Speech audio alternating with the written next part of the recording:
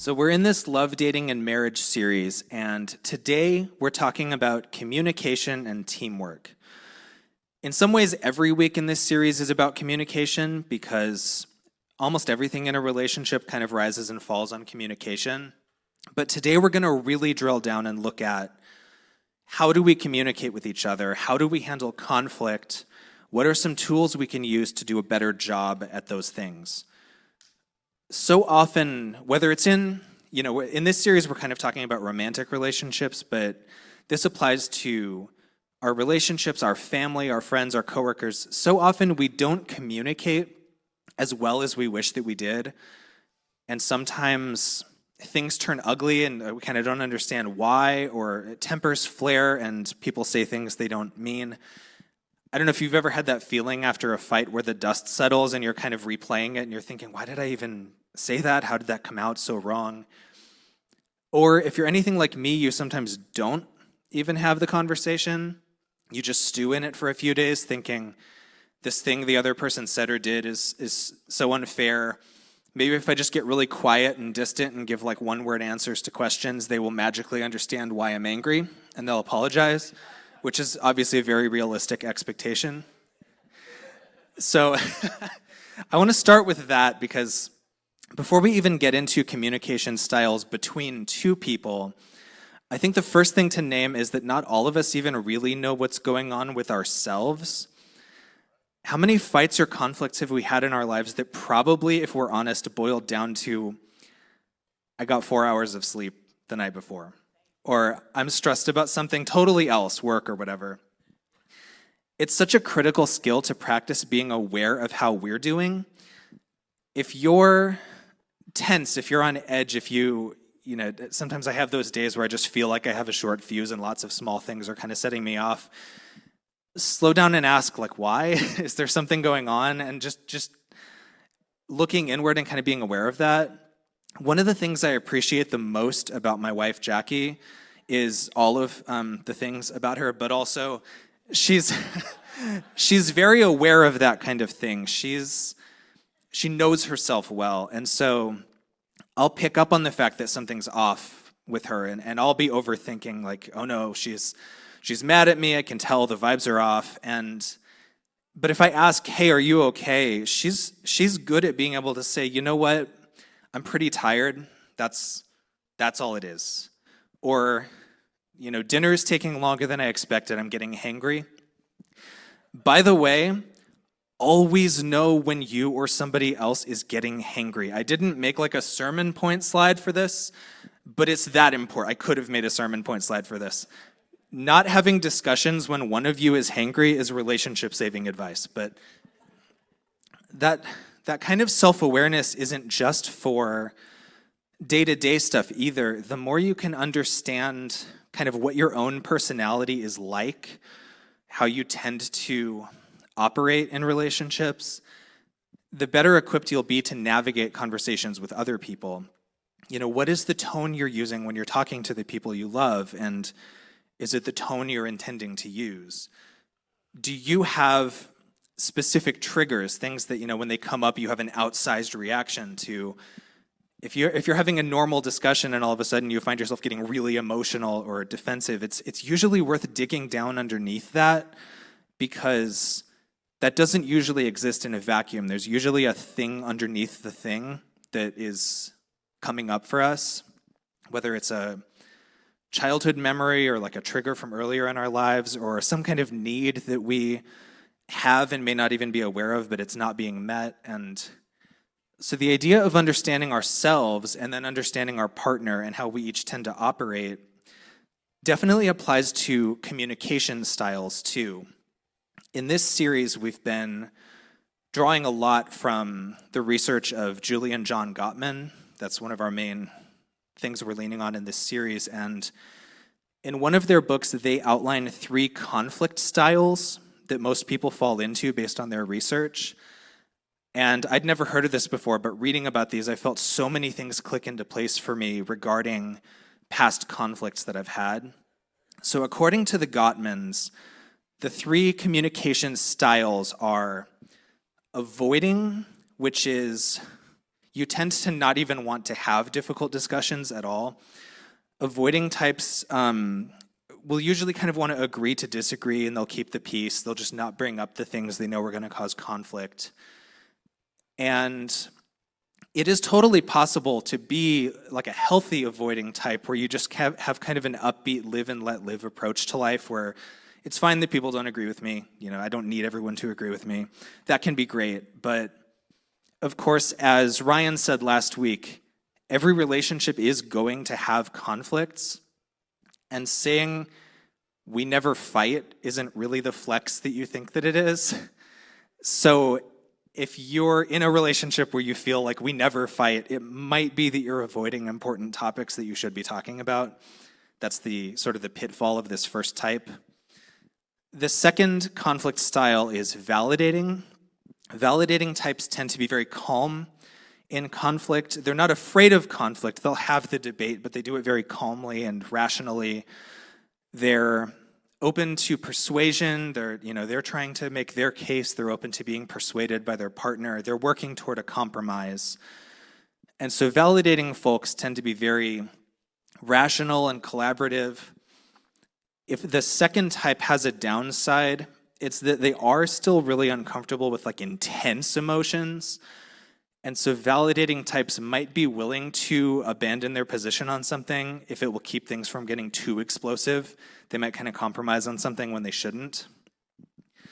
And then the third type, according to the Gottman's research, is volatile, which if you're a volatile conflict type, you have no problem expressing emotions, and you may even perceive conflict as kind of fun, like it's almost a sparring match or like a witty back and forth. And conflict or argument for some volatile types might even be like a way to connect. It's not a negative for you. It's a way to kind of like get into it and connect with the other person. And so like big emotions, dramatic disagreements, humor even can be like part of their argument style. And the thing to watch out for if you're a volatile type is that it stays constructive and warm and doesn't slide into like meanness and browbeating. And so as I was learning about these three types, I was thinking back to different arguments that I've had. And, if you and your partner have the same style, whichever of the three styles it is, if you're the same, you probably get along all right. But I'm sure you can already see how if a couple has one that's one type and one that's another type, it can lead to problems. To an avoiding type, the other two types might seem really intense and aggressive, and it feels like they're shouting at you and you just want to escape. But if you're like a volatile partner with an avoiding spouse, you're thinking like, I just want to engage with you and connect and hash this out. Why are you running away? Like, come back and let's talk about this. If you're the middle type, if you're a validating type, a volatile type is going to seem really emotional to you and like they're getting out of control and chaotic and you just want them to calm down and discuss it rationally. But if you're the volatile partner, the validating partner, they think they're being rational. To you, they don't come off as rational. They seem kind of cold. The volatile person might be thinking, why don't you care enough about this to argue back with me? Like, I'm trying to talk about our relationship and you're being mathematical. So it's worth taking some time to think through which of these types you might be and which of these types your partner might be. And the Gottmans are super clear in their research. None of these are doing it wrong. Like, it's not like there's a good type and if you're one of the other ones, you need to change or something. They just each have different pitfalls they need to watch out for. And if you and your partner's type is a mismatch, it's good to be aware of that. You might have to be really intentional about how you have these discussions.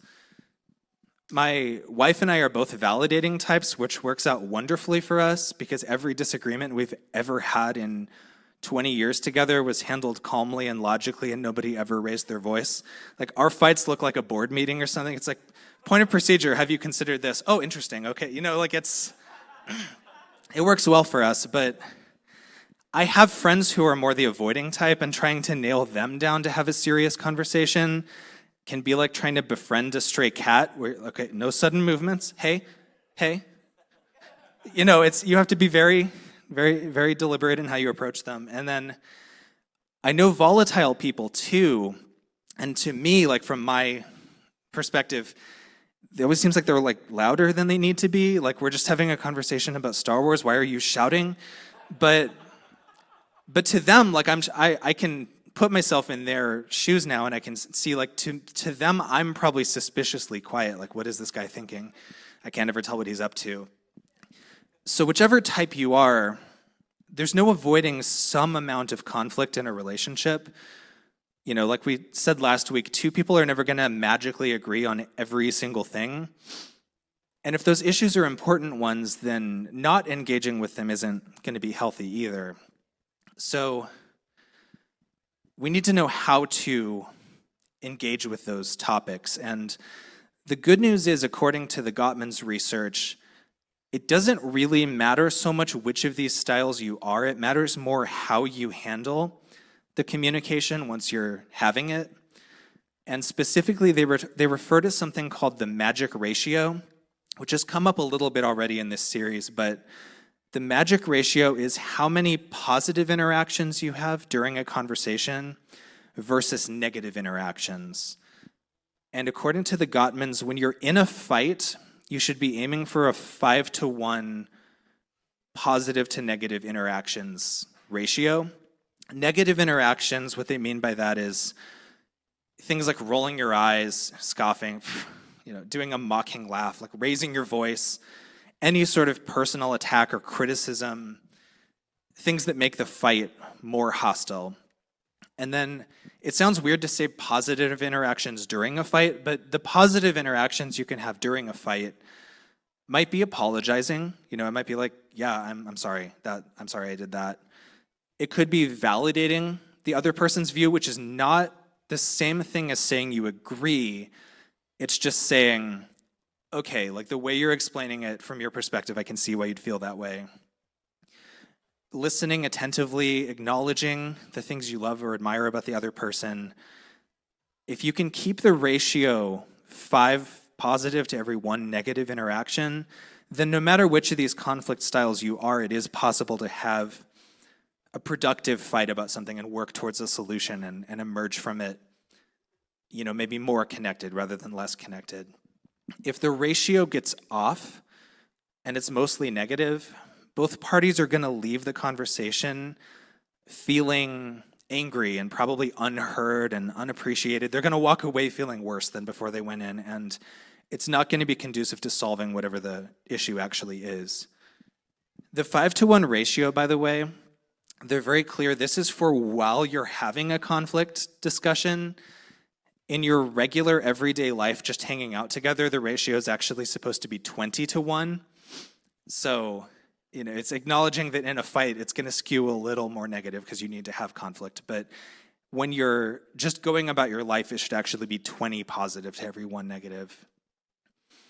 And one of the best ways to keep that ratio up in your day-to-day life is paying attention to your partner's bids for connection, which is a term that refers to any time during the day that we try to connect with our partners in some small way, and a lot of them are really small. Like these are the things you barely notice, but showing someone a meme that you thought was funny, or you're walking through the kitchen and kind of touch the other person, or you hear a song that you think they would like and you show it to, like just little things, like look at this cool thing I found that, hey, how are you doing? And by themselves, most of these things don't seem important, and individually they probably aren't, but if we consistently turn toward our partner's bids for connection, over time it makes the relationship a lot stronger. And if we consistently turn away from them, like they're trying to show us something, okay, like I'm busy. Or the worst case scenario is you get snappy, like I'm doing something, like leave me alone. That's really damaging to the relationship long term. So the Gottmans write, a lot of things seem, in the moment, so much more urgent than chatting with your partner about the bird they just spotted out the window or pausing to ask them why they look stressed. But in the long term, they aren't. Decades of data back this up. These fleeting opportunities for connection that are sprinkled throughout every day have an enormous power to affect the future unfolding of our relationship. Another way to put it that I found in an online article was, simply put, successful couples are attentive. They listen, and they put their phones down when the other person wants to chat. They put their phones down when the other person wants to chat is the most modern sentence, isn't it? Like, that sentence would have made no sense to me 15 or 20 years ago, but it's such a real thing now. Like, I know that feeling.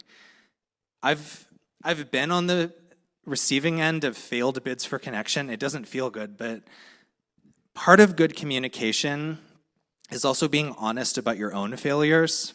And so, as I was writing this, I was thinking a lot about this bids for connection thing, and I was forced to be brutally honest. I think I'm actually terrific at this with my wife and with my friends. I'm not great about it with my son. And the morning I was writing this, my usual routine is I get up first thing in the morning and I start doing chores and making coffee and stuff so that the rest of my family can stay in bed and have a little more leisurely start to their day, so I'm already in the kitchen doing things. And I don't mind it, that's a routine that works for us, but sometimes I'm in the middle of that. I'm doing the dishes, I've got this whole list of chores I'm running through in my head, I've got headphones on, I'm up to my elbows in like soapy water, and my son will appear out of nowhere trying to talk to me about a YouTube video or something, and I've gotten short with him before. I'm like, what is it? What are you trying to show me? And it's sometimes said that you give the sermons that you need to hear. And so this is one of those bits where I'm passing along advice, not because like I am incredible at this, here you go, you're welcome. Like, this is something I'm also trying to be aware of, is that these little moments of connection, these bids it's essentially putting a tiny bit of money into the bank every time it comes up. And then when you need to have a difficult conversation with your partner or whoever, there's something in that trust bank to like withdraw on. It doesn't have to put you into the red. You've been topping things up over time. And so, speaking of hard conversations, another word of warning from the Gottmans is that how you start a conversation like that matters a lot. If there's a disagreement brewing and you know there's something on your mind you need to hash out with your partner, you have to ease into it respectfully. Ryan talked about this last week, the harsh startup, and how the first 3 minutes of a conversation can predict how the whole rest of the conversation is going to go. We don't want to come in guns blazing, throwing criticisms around, backing our partner into a corner. What's equally important, though, is how we handle these disagreements when we're the other person. When someone in our lives comes to us with a problem that they want to discuss, it's tempting to jump straight into defending ourselves and arguing with them or minimizing. It's not, no, I didn't do that. I don't. And before you say anything, the Gottmans say it's really important to let the person bringing up the issue fully explain where they're coming from. Like, make sure you completely understand what they're trying to say. You can literally ask clarifying questions like, what do you mean by that? Tell me more. Like, you can summarize back to them. So what I hear you saying is, I did this and it upset you. Like, really understand what the thing is before you respond to it. For one thing, because once they know you've been listening and you've heard the complaint and they feel listened to, it's going to go better having that discussion. It's something that the Bible actually comes back to again and again and again, is exactly this sort of thing.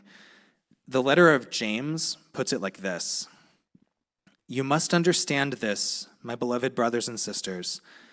Let everyone be quick to listen, slow to speak, slow to anger, for human anger does not produce God's justice," which is a very chill, like contemplative way to put this idea.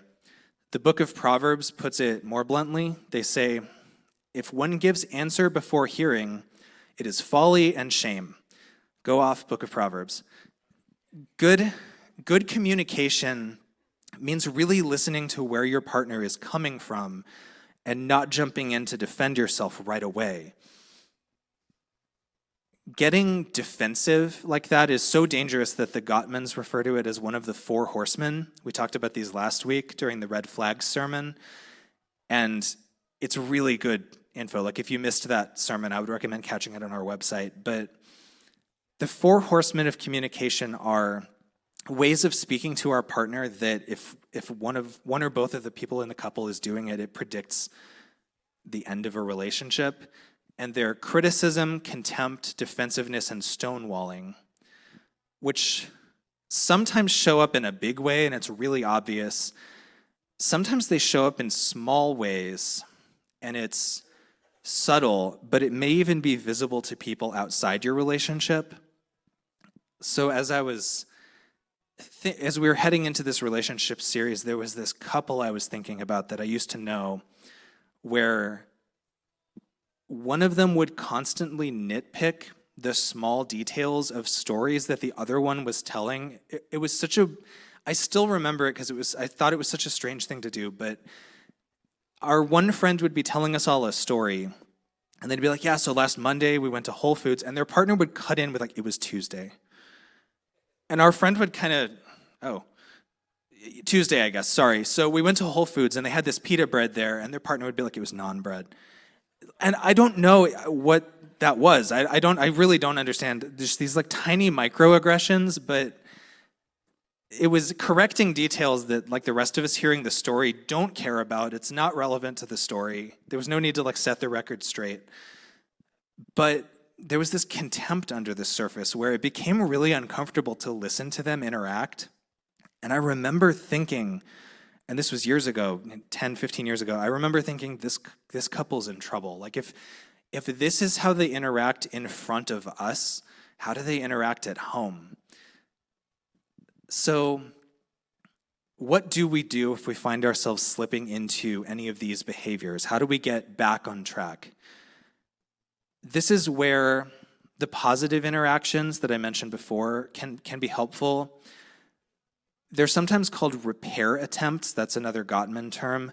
When a fight has turned negative and you can try to walk back some of the negativity and tilt that ratio back into the positive, it could be a repair attempt could be something like, you know, what I just said was really harsh. I actually didn't mean that. I'm sorry. Or if you say something that isn't quite what you meant to say and it comes off cruel, that didn't come out right. Can I try again? You know, even non-verbally holding the other person's hand or something, anything to pull things back toward love and appreciation and away from criticism and contempt. The Gottmans write, happy relationships aren't relationships where there is no fighting. They're relationships where repairs are made after regrettable incidents happen. Happy couples are not so very different from unhappy couples. They're simply able to make repairs to their relationship easier and faster so that they can get back to the joy of being together. The way the book of Proverbs puts it is, rash words are like sword thrusts, but the tongue of the wise brings healing. I know this is a metaphor, and like most metaphors, it's a little hyperbolic, but there have been things people have said to me that if I had a choice between hearing that again or, you know, getting cut with a sword, like I'd have to think about it. It's one of the truths the Bible returns to over and over in Proverbs all over the place, in the letter of James, in the words of Jesus, is that words can do a lot of damage. Words can and do hurt other people in ways that can be hard to come back from. But like this proverb says, words can heal too if we're willing to engage in those repair attempts. There's a saying that I love. I searched really hard to try to find out who coined this or if it's from somewhere. I wasn't able to find it, but you may have heard it. It's, remember that it's you and your partner versus the problem, not you versus your partner. Life can be a lot. Life can be overwhelming and stressful and hard to navigate. But if you're married or you're in a relationship, it's so important to remember that you're a team. My wife, Jackie, and I actually have we have this thing we do. I don't remember how it started, but when we're having a really difficult or exhausting day, anytime things feel overwhelming, we'll pass each other in the hallway or whatever, and we'll take a moment to say, "Hey, teammate." Or when our kiddo was a little baby and he'd wake us up in the middle of the night for the fourth time, whichever of us went and checked on him, when they got to bed, the other one would say, "I love you, teammate." Like, we just started calling each other teammate sometimes. And it's just a thing we do. We didn't consciously implement it, but it makes me think of this expression because every time we say, "Hey, teammate," it's a little reminder that it's me and her versus the problem. We're teammates having a difficult day together. It's not I'm having a difficult day and she's like part of the difficult day that I'm having. We're on the same team. The way that you frame your challenges makes such a big difference to how they end up feeling to you. That's why this same team thing is so effective for me. Because the story that you're telling yourself affects how you respond to what's going on. And the more that you can see your partner as a protagonist in your story and not as one of the antagonists of your story, the healthier your relationship is going to be. On that note, I want to show a video from a couple here in our congregation, Alicia and Michelle, where they do a fantastic job of talking about this thing. It's about 4 minutes long, so let's watch. It's so easy to fall into, like, who's right, but that the field of answers and perspectives and approaches that are within the realm of workable is pretty big. Like, a lot of issues that sometimes people disagree in are actually debatable, and they get in trouble because they don't realize that, like, it's not a right or wrong issue. So yeah, that can be just voicing and understanding. And I think we just talk about things, even when they're really hard, even if, there's been some things that it's been multiple days that we've had to come back to and try to talk about and try to work through, but just not accepting, not just being like, well, I guess we're not going to work through it, but just coming back to it. Because you can't just like resolve everything in one conversation, but you have to come around, reflect, come back to it, and be able to share openly, because we have been through a lot of things even in a short period of time, and sorting through emotions that can get complicated sometimes has not always been easy, but you just keep at it, and you have to have trust and openness. I think one thing too that we both have been working on is always coming from a place of expressing our own experience and not making assumptions about the other's intentions. Because it's so interesting. We love to judge ourselves by our intentions, not the outcomes, but of course judge others by the outcomes. And just coming from that place of maybe you didn't mean to be hurtful. Maybe you weren't actually trying to ruin my afternoon by saying that, maybe it's not even related and I'm having these feelings, so I should share what I'm feeling. Yeah, Brene Brown has a phrase she uses, the story I'm telling myself is, and then like share, and then it's nice because you detach yourself from the story in your head that you're telling yourself about something, and you're able to like actually check with the other person what they actually meant. And it also feels not as accusatory, because sometimes we might think about what someone else is intending. And if it is hurtful, it can feel big and scary and not good. And so I actually love that the story I'm telling myself is this is what's going on. And it's like, oh no, that's actually not what's happening. It gives you a chance, invites you into a conversation where you're not feeling like you have to defend yourself, but that you can still explain how you're feeling and how you see it.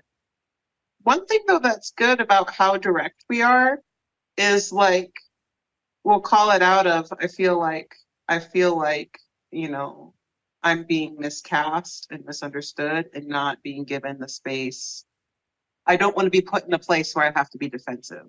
I want to be approached in a way that you're seeking to understand me, not cause me to defend myself. And we've had those moments where it can start that way.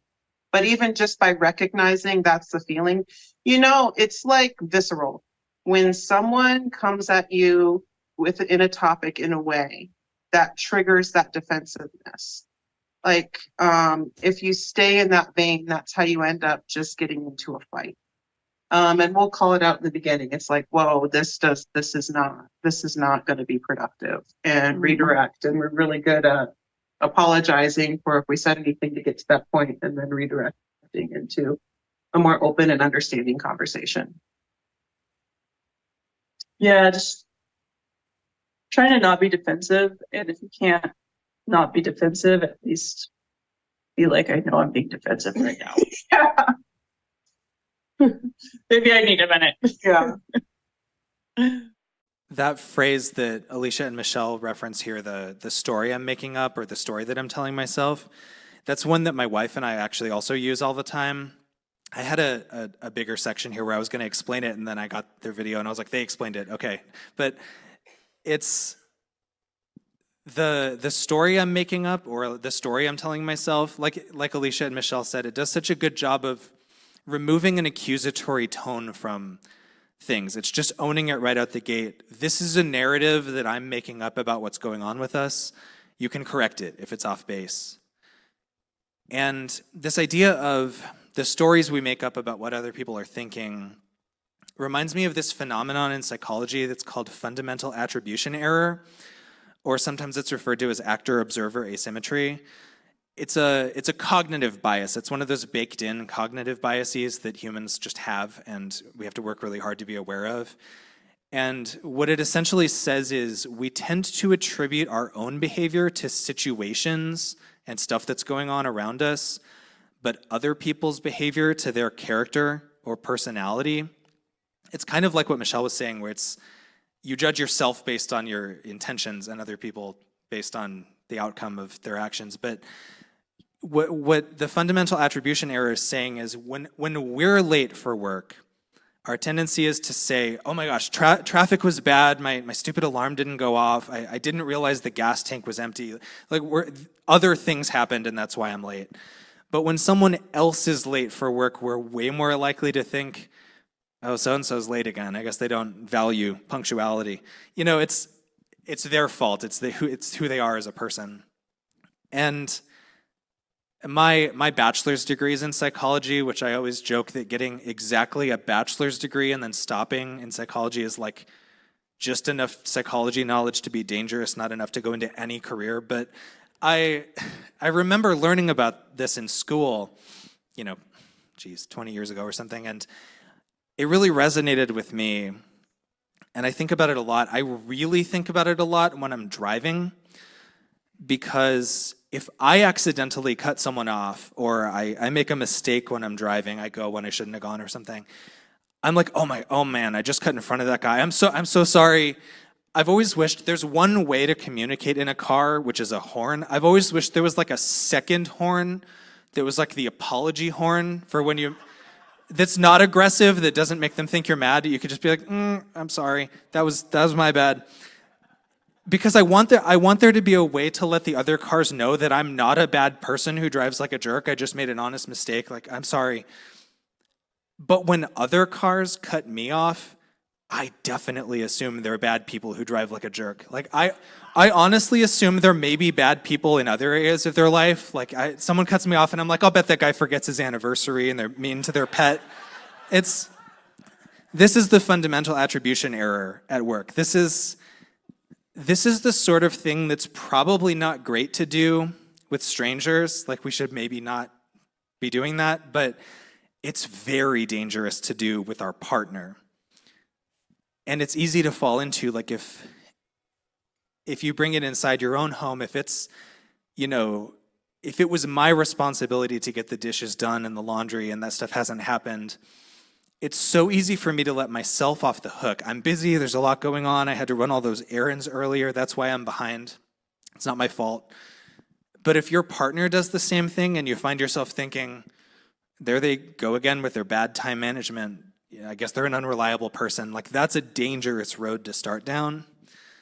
And so with the driving thing, a game I sometimes play now is when a car cuts me off on the road, I'll think, what is the best reason they could have for doing that? What's what's the reason that if I learned what it was somehow, I would totally forgive that? Like, maybe that car, the driver's wife is in labor and all they can think about is getting to the hospital in the next 5 minutes. Like, maybe the car that's speeding and I'm judging them for speeding, they're late for a job interview, that if they got this job, they could turn their whole life around. Maybe they just got a call from their child's school. Like, there are explanations that if that's what's going on, I would be like, okay. Like, and Brene Brown once phrased the question like this: what is the most generous assumption you can make about this person's intentions or what this person said? When in doubt, we should be leaning in the direction of grace, not judgment. If we're making up a story anyway, and we are, why shouldn't we make up a generous one? When I was learning about, cognitive bias and actor-observer asymmetry and fundamental attribution error, I was sitting in like a 300-person lecture hall in college taking Psychology 101 or wherever we learn these things. I remember sitting there and thinking of a C.S. Lewis quote, because I'm an insane person. And after class, I ran home and I tried to find it because something in me was shouting, like, these ideas are connected. Hang on, what did that remind me of? And C.S. Lewis talks about that command in the Bible that we're to love our neighbor as ourselves. And he's kind of musing on, like, what does that actually mean? And so he writes, you are told to love your neighbor as yourself. Well, how do you love yourself? When I look into my own mind, I find that I do not love myself by having affectionate feelings or because I'm particularly good, but just because I'm myself, quite apart from my character. I might detest something which I've done, but nevertheless, I don't cease to love myself. Love is not affectionate feeling, but a steady wish for the loved person's ultimate good as far as it can be obtained. I think what Lewis is getting at here is most of us don't walk around feeling super lovey about ourselves. I mean, I hope we don't walk around feeling terrible about ourselves, but most of us aren't just like, I'm incredible. But what we do usually feel about ourselves is this sense that there's more to us than our worst actions. We might have an off day or hurt somebody by mistake, but that's not who we fundamentally are. And Lewis is saying, what if when Jesus says, love your neighbor as yourself, what he's saying is give other people that same level of grace that you give yourself? Or to put it back in psychology terms, try to put other people on the same side of the attribution error that we put ourselves on. When we aren't sure why someone else is behaving the way they are, we can err on the side of kindness and give them the same grace that we give ourselves. The most egregious example I could think of not doing this is, I don't know if any of you watch a lot of romantic comedies, but there's this formula they tend to follow where Act 1, the characters have a meet cute, and then Act 2 is them falling in love. And then because of the way movies are structured, right around the start of Act 3, there needs to be a horrible misunderstanding that breaks them up so that you can then have the big apology in the rain or somebody runs to catch an airplane.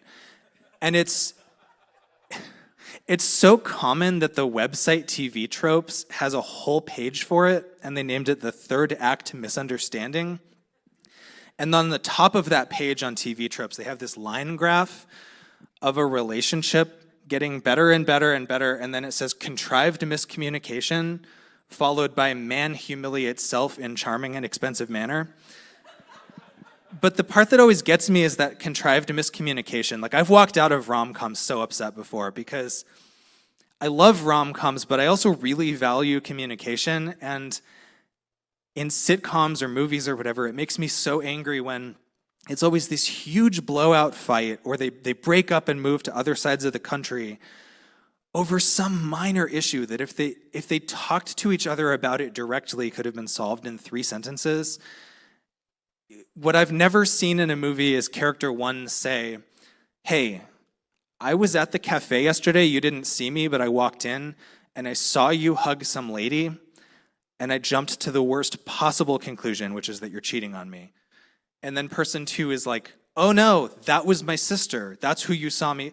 2 sentences, done. But like, they don't just ask that. They storm off to Europe and then the other person has to fly there and apologize in front of a cathedral or something. But like, plain, straightforward communicate. I understand that it makes a better movie like this, but plain, straightforward communication about what's on our minds doesn't make a good screenplay, but it's such a better way to live in real life. And so the final piece of advice I want to give today is this 3-word idea that totally changed my life when I read it. This is also a Brené Brownism, and she calls it clear is kind. And it's just clear is kind, unclear is unkind.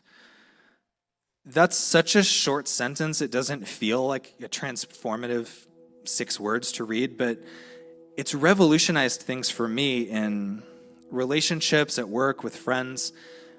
Some of us avoid directly saying hard things or having difficult conversations or asking plainly and directly for what we want because it can feel like it's more polite to kind of ask around the edges of what you want or insinuate or drop hints.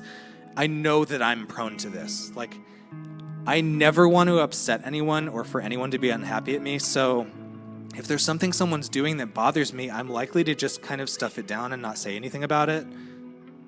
If someone invites me out for an event and I don't want to do it, it feels rude and bad to say, like, sorry, I'm not interested. And so I'll drop a smoke bomb of excuses. Maybe, I don't know, let me check, and just run before, they press me on it. If there's something that I need from someone, it's hard to just walk right up to them and ask. It feels better to just vaguely imply what my own needs are or expect other people to intuit them. But what clear is kind has taught me is I think I'm being gentle and easygoing when I act like this, but I'm really making things harder and more confusing for everybody. Because it would be easier for the person who's making plans if I just said, hey, thanks so much for the invite, I actually can't right now. And then they can find someone else to go with. Like, that's better. Or if I need something from someone, it's better if I just go straight to them and I say, hey, I need this. And then they can do it or not do it. I'm not the boss of them, but at least there's not some secret standard they're being held to that nobody told them about. The Gottmans write about this like this. One of the major reasons conflicts escalate into the red zone is that people don't ask for what they need. Instead, they assume their partner already knows their needs and is, for whatever reason, refusing to fulfill them. There's a quote from Jesus that I actually think is getting at much the same thing. I'm used to hearing it in the King James Version, so I grabbed that, but it's, let your yes be yes and your no be no. Jesus is talking here about swearing elaborate oaths and making these dramatic promises, and he's saying, don't do any of that. Just say what you're going to do and then follow through on it. Like, clear is kind. The problem with hinting at things and talking around them is that we do have needs. All of us have needs. And when those needs don't get met because we didn't communicate them, then we're resentful. Not telling people what our expectations are, but then holding them accountable for our secret expectations is unkind. Maybe this isn't advice that you need. Like if we were talking about conflict styles earlier and you were like, I'm a volatile type, you probably don't have this issue, but I know for me it's an ongoing practice. Be direct with people. Clear is kind. So as we close here, on week 1 of this series, Ryan shared from Paul's first letter to the Corinthians, and we kind of laughed about how it's the most common wedding verse ever. When Jackie and I got married, we actually went with a different one, also from Paul, but it's not the love is patient, love is kind. We shared Romans 12 at our wedding, which says, let love be genuine. Hate what is evil, hold fast to what is good. Love one another with mutual affection, outdo one another in showing honor. Rejoice with those who rejoice, weep with those who weep. Live in harmony with one another. Do not be arrogant, but give yourself to humble tasks. Do not claim to be wiser than you are. If it is possible, so far as it depends on you, live peaceably with all. Do not be overcome by evil, but overcome evil with good. When we picked out this verse for our wedding, we didn't know any of this Gottman Institute stuff. We'd never heard of Brené Brown. Like, all this terrific relationship advice was way in the future for us. But I think this verse from Paul covers so much of what we've talked about today. When Paul says, hold fast to what is good, I think of the 5-to-1 ratio and thinking of the good things about our partner, holding fast to those even when we're in the middle of a conflict. When he writes, rejoice with those who rejoice, weep with those who weep, I'm reminded to let other people feel their emotions, and that I can come alongside them and see from their perspective rather than try to change them. When Paul writes, do not claim to be wiser than you are, I think, yes, we need the humility to understand that we don't know everything, and we shouldn't get so entrenched in our positions that we can't listen to our partner's viewpoint. And when I read, so far as it depends on you, live peaceably, I think of boundaries. You can keep your side of the street clean, as the expression goes, and you can try to meet other people with grace and compassion, but if they're not going to do the same, that's outside of our control, and we might need a boundary, or if it's our partner, some counseling. Rob Bell writes that people in the scriptures essentially are loved into their futures. And what he means by that is God meets us where we are, loves us for who we are, but also believes that we can grow to become better. God trusts that we're capable of being even more loving than we currently are. God loves us into our futures by believing we're someone who's capable of rising to that expectation. If we give our partner grace, or our family member or colleague or friend or child, if we believe they're doing their best, they might surprise us. If we can flip that attribution bias and believe that the person we're clashing with might have good reasons for acting how they're acting, things will go better. We can hold fast to what is good in our relationships and remember that it's us and our partner versus the problem. We're a team. Will you pray with me?